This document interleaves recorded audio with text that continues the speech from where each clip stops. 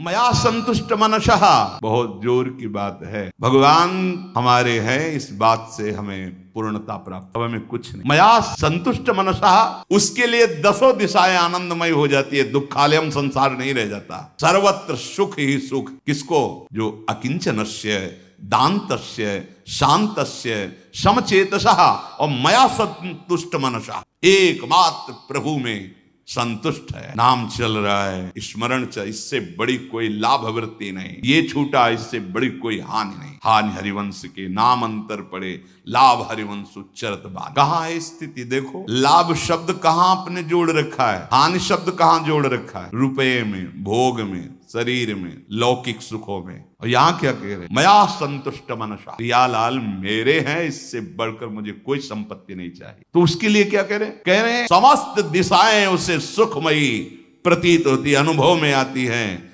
जिसके हृदय में एक बात बैठ गई, मेरे प्रियालाल, बस संतुष्ट मनसा, अब कोई चाह नहीं, अब कोई इच्छा नहीं, कैसी भी परिस्थिति हो, कोई शिकायत नहीं, ये संतुष्ट मनसा।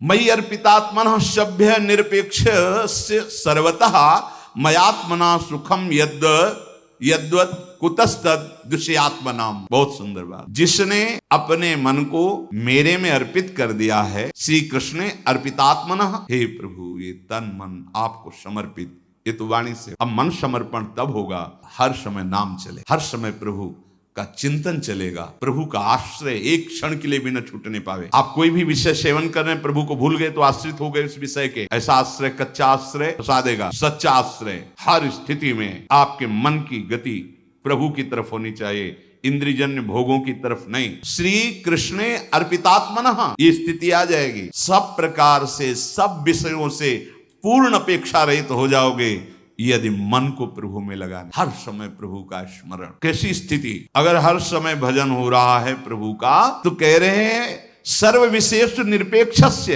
किसी भी विषय की अपेक्षा नहीं रह जाएगी। भजन न करो तो बातें बनाने से विषयों पर विजय प्राप्ति नहीं हो। एक दूसरे की तरफ राग द्वेष का चिंतन हो रहा है, जल रहे, पता नहीं कि परम शीतल श्री जी के चरणों का आश्रय लेकर राधा राधा राधा राधा राधा राधा वल्लभ श्री हरिवंश, राधा वल्लभ श्री हरिवंश, परम सुख मिलेगा। नहीं, अज्ञान की धरा में बहिर्मुख विचरते रहते हैं। कैसे हम मन को संभालें, कैसे हमारी जलन शांत हो? आदेश कर रहे, स्वयं भगवान कह रहे, हे सौम्य, हे उद्धव, यदि तुमने अपने मन को मेरे में अर्पित कर दिया, श्री कृष्ण अर्पित मनः, हर समय स्मरण, हर समय भगवत चिंतन। अब चिंता मत करो, कोई भी विषय तुम्हें घसीट नहीं पाएगा, क्योंकि नाम चल रहा है, भगवत चिंतन चल रहा है। बड़ी महिमा वाली बात कर रहे हैं। कोई कामना नहीं रह जाएगी। पुण्यस्य कब अखंड स्मृति तैल धारावत अव्यावृत भजनात्, देवर्षि नारद जी कह रहे हैं अव्यावृत, बार बार नाम चल रहा है, बार बार भगवत स्मृति का तार नहीं टूट रहा है, उसका ये फल होता है। हम यही सब चाहते हैं कि हमारा मन शांत हो जाए, हमारे कोई कामना न रह जाए, हमारी वासनाएं शांत हो जाएं। भगवान बस बात पकड़ो, भगवत बाहर भटकता रहता है। अहम ऐसा बर्बाद किए हुए अपने को पूछो मत, बाहर वो अच्छा वो बुरा, ये यही चल रहा है, बाजार लगी हुई अंदर चिंतन। अरे ऐसी दिव्यता प्राप्त करने के लिए आपको अवसर मिला है, बार बार नाम की आवृत्ति,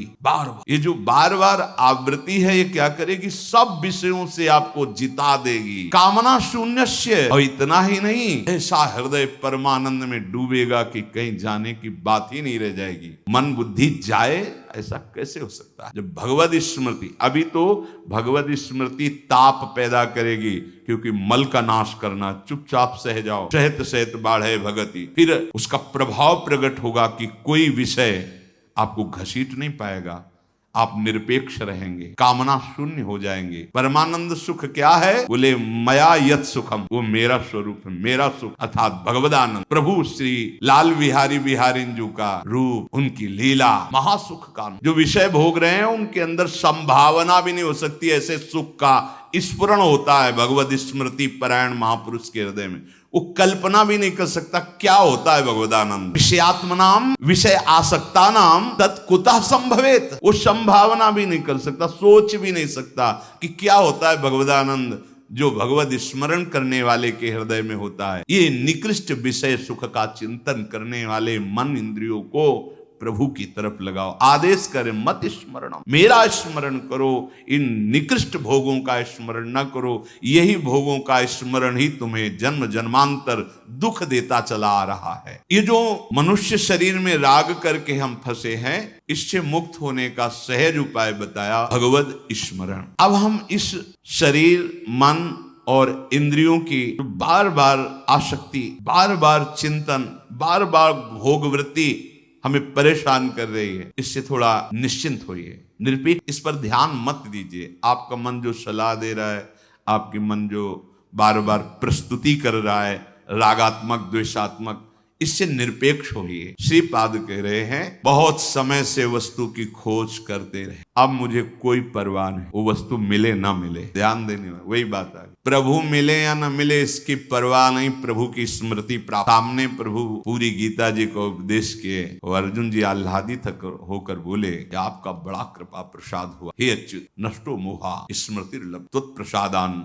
हे अच्युत, आपकी कृपा प्रसाद से मुझे स्मृति जागृत, स्मृति प्राप्त। बहुत समय से वयम मृगयामहे खोज रहा था, बहुत जिस सुख को, जिस आनंद को, जिस शांति को, अब खोज बंद हुई।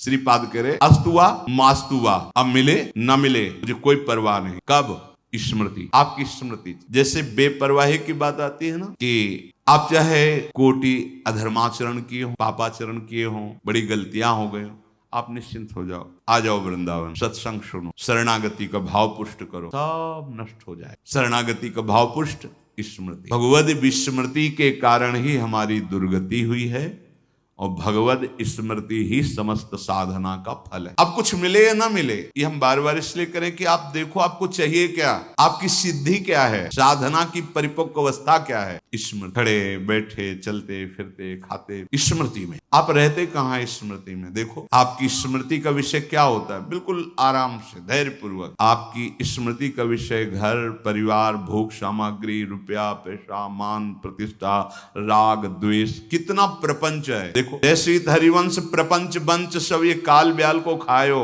ये खाया जाएगा ऐसा नहीं है, खायो मुंह में लिया हुआ है, लीलने की बस समय का इंतजार। जैसे सांप मेढक को आधा पकड़ ले और मेढक आगे पड़े पतिंगे पर जबान मार रहा है, उसको ये पता नहीं कि मैं स्वयं काल के गाल में फंस चुका हूं, एक झटके में अंदर जाने वाला हूं। ऐसे संपूर्ण प्रपंच जितना देख रहे हो, इसका नाम मृत्यु लोक है, और यह सब काल के गाल में है, चला जाएगा नहीं है, उसको बस लीलना बकाया रह गया। जैसे हरिवंश प्रपंच बंच सब ये काल ब्याल को खायो, खाएगा नहीं, खायो तो पकड़ लिया है, बस लीलना है। और हमारी दशा उसी पतिंगे के पाने के लिए जो मेढक चेष्टा कर रहा है, जो सांप के मुंह में है, सामने पतिंगा है, वो खाना चाहता है, वही चेष्टा हमारी है कि काल ने हमें दबोच रखा है और हम विषय भोगों के लिए लालायित होकर बहिर्मुख होकर घूम रहे। नहीं मिलेगा, नहीं मिलेगी शांति, चाहे जितना रुपया एकत्रित कर लो, चाहे जितनी भोग सामग्री एकत्रित कर लो, चाहे जितना भोग लो, असंतुष्ट क्षीण होते हुए तो महान दुख को प्राप्त। महापुरुष जन कर बहुत खोजा, वयम मृगयाम है, मैंने बहुत खोज की, अब मुझे चिंता नहीं है।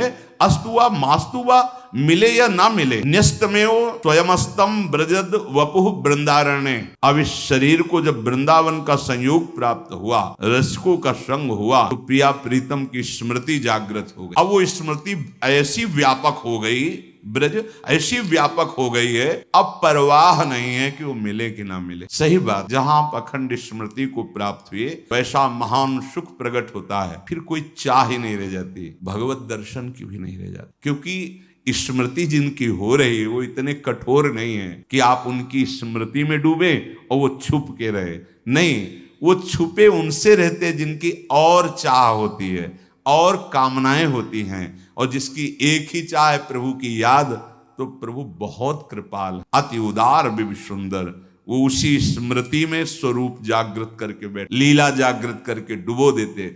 जितने लीला को प्राप्त महापुरुष हैं, या लीला पात्र बने या लीला दर्शन किए, उनकी जीवनी पढ़ के देखो, सब साधनों का सार भगवान नाम। पूज्य श्री भाई जी हनुमान प्रसाद पोद्दार जी, पूज्य श्री राधा बाबा जी, पूज्य श्री पंडित गया प्रसाद जी महाराज, बड़े बड़े जो भगवत लीला में प्रवेश पाए महापुरुष हैं, सार बात उनके जीवन की रही है, शरीर के भोगों से राग का त्याग। बोले बड़ा कठिन है, तो अभी आपने सुना, जो अपने मन को प्रभु के नाम रूप लीला में लगा देते हैं, लीला गायन, लीला श्रवण, नाम जप करना, नाम कीर्तन करना, इसके प्रभाव से उनको कोई भी विषय परास्त नहीं कर पाता। धीरे धीरे आकर्षण कम होता है, धीरे धीरे फिर वास्तविक ज्ञान हो जाता है कि अरे ये तो सब स्वाप्निक हैं, मिथ्या हैं, वाणी से नहीं हृदय से। फिर वो बमन की भांति घृणास्पद हो जाते, विष की भांति त्याज्य हो जाते हैं। ब्रह्मादिक के भोग सब विषम लागत, विषय वासना का अंकुर ही खत्म,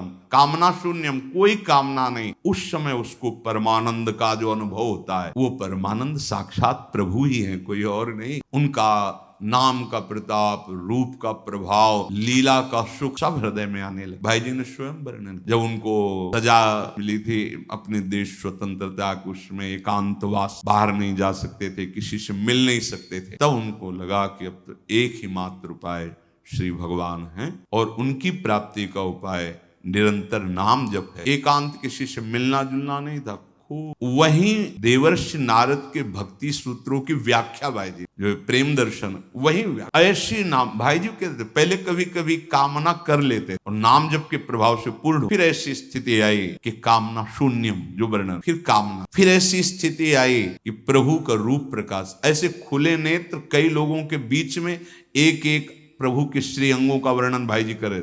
प्रभु के चरण हमारी तरफ बढ़ रहे हैं, प्रभु का कर कमल ऐसा है, अमुक अमुक प्रभु अस्त्र लिए हुए हैं, अमुक शोभा है, ऐसी मुकुट, वो हमारी तरफ देख, ऐसे पूज्य श्री जयदयाल जी और कई महान महाभागवत भाई जी खुली आंख ऐसे प्रभु के देख के स्वरूप का वर्णन कर रहे हैं। क्या हुआ? नाम का सबसे पहले भगवान विष्णु का स्वरूप नारायण चतुर्भुज, धीरे धीरे धीरे धीरे, और आत्मबोध की स्थिति पढ़ लीजिए। भाई जी पूज्य श्री जयदयाल जी को लिखते थे, ये भक्ति का मार्ग ऐसा है कि अलग से वेदांत नहीं पढ़ना पड़ेगा, आपको बोध हो जाएगा, क्योंकि जहां निर्मल हुआ हृदय तो स्वरूप तो हमारा है ही, उसको कोई प्रयास नहीं करना पड़ता, बस वो मलिनता नष्ट हो जाए। उसके लिए नाम जब बहुत बड़ी औषधि, भगवत स्मृति बहुत बड़ी औषधि, सब कुछ प्रदान करने की सामर्थ्य। ऐसी स्थिति वाले महापुरुष को प्रियालाल ने घसीट, भाई जी स्वयं वर्णन, श्यामा, फिर इतनी प्रबल आसक्ति और ऐसे शरीर में परमाणु प्रियालाल के कि छू दिए तो परमहंस श्री राधा बाबा, राधा राधा राधा राधा, चरम अवस्था की स्थिति राधा बाबा की, चरम अवस्था, सन्यास में तो और प्रेम में तो ऐसी स्थिति। ये सब नाम के द्वारा, सब नाम हृदय में आप ये बैठा लीजिए कि कोई भी वासना, कोई भी कुमार्गगामी प्रवृत्ति, तब तक आप उस पर विजय नहीं प्राप्त कर पाएंगे, नहीं हटा पाएंगे, जब तक आपका भजन अखंड नहीं चल रहा है। गोस्वामी श्री तुलसीदास जी महाराज जी ने एक दोहा लिखा है, सत्य वचन, कह रहे कि यदि आपके जिह्वा पर सदैव सत्य चल रहा है तो सत्य क्या है? सत्य क्या है? जो तुमने देखा सुना वो बोल रहे हो, सत्य थोड़ी है। आ ब्रह्म स्तंभ पर्यंतम सर्वम मायामयम जगत, सत्यम सत्यम पुनः सत्यम हरिर्नामैव केवलम, केवलम हरिर्नामैव केवलम। सत्य क्या है? बोले हम बहुत सत्य बोल रहे हैं। क्या? बोले जो देखा वही बोल रहे। क्या देखा? बोले ऐसा ऐसा वो कर रहा था। कौन? बोले वो व्यक्ति झूठे, सब में हरि देख पाए, सर्वम खलमिदम ब्रह्म ने नानास्ति किंचन, ये सत्य दर्शन है। तो सत्य वचन, सत्य वचन क्या है? सत्यम सत्यम पुनः सत्यम हरिर्नामैव केवलम।